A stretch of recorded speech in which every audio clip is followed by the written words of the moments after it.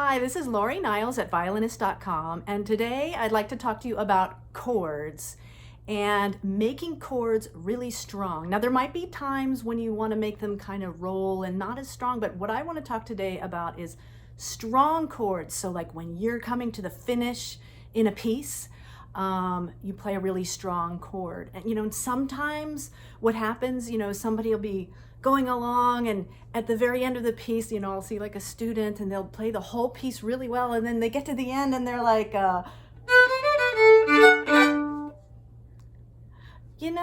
a pretty weak chord. It's a pretty weak way to end the piece. And why was it weak? We'll talk about why it was weak and what you need to focus on, but it boils down to two things: the beginning of the chord and the end of the chord.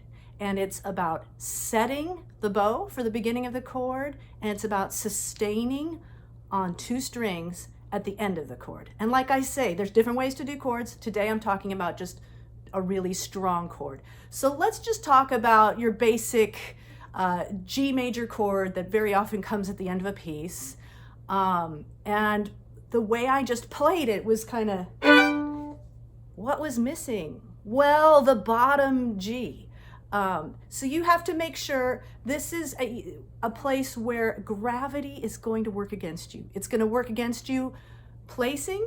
It's going to work against you as you roll the chord, and I'll tell you how. But basically you have to lift your arm.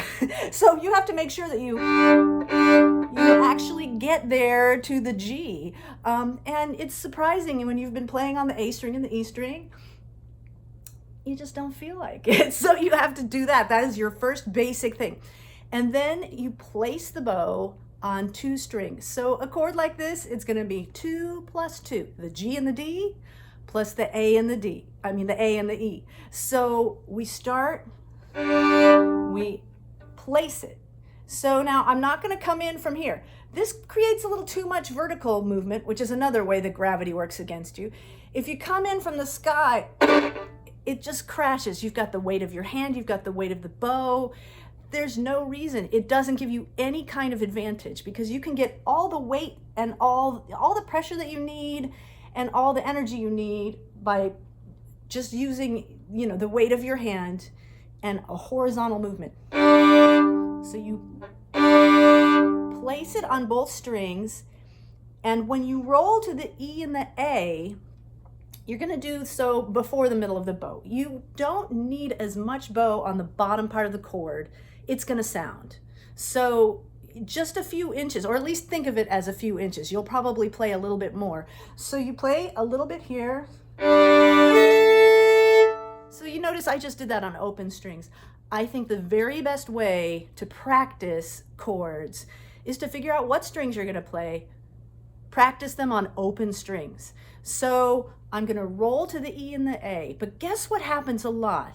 I'll let you guess here. Did you see what happened? It ended with just the E string, and that is not quite as strong. And the reason? Once again, gravity.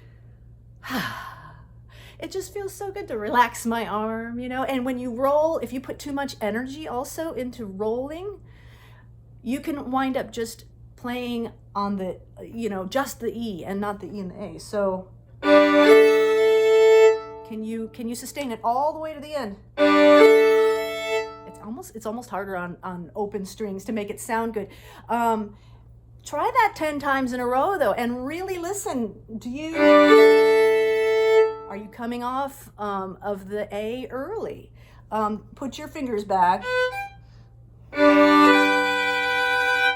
Go all the way to the end. And even if you're doing this fast, it sounds so much better if you can sustain those top two strings all the way to the end. And then, the example that I played also had like a triple stop at the beginning. Okay, that's also not as strong as if you can go 2 and 2. So this is an up bow chord. I also went 2 and 2. I placed it, and then I sustained it.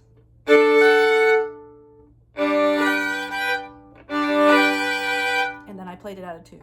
So, playing in tune is a whole other thing. I'm really mostly talking about the bow today, but this is how you get the strong chord.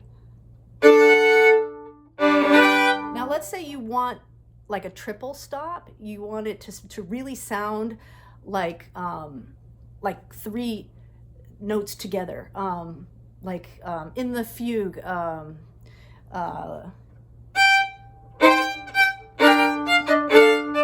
So, yeah, it's kind of hard. I would still start, when you're practicing that, I would still practice it on open strings.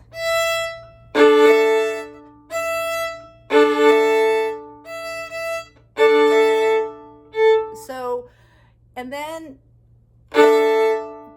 you can roll it quite fast, and it sounds like a triple stop really fast,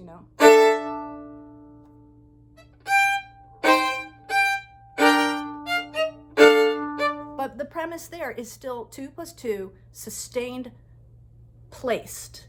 And you can apply it to any chords that you do anywhere, really. It can be as simple as just a G major chord at the end of a piece, or it can be like something in a Bach sonata or partita. Anywhere that you see a chord, it's about the beginning of the chord, it's about the end of the chord, and placing and sustaining.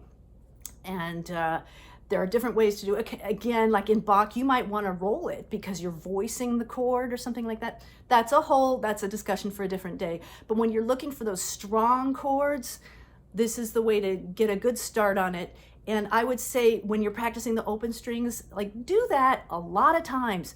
Do it until it starts to feel like you're, working yourself into some kind of meditative trance, so that you've got like muscle memory, so that you're really, you get to the end of that piece and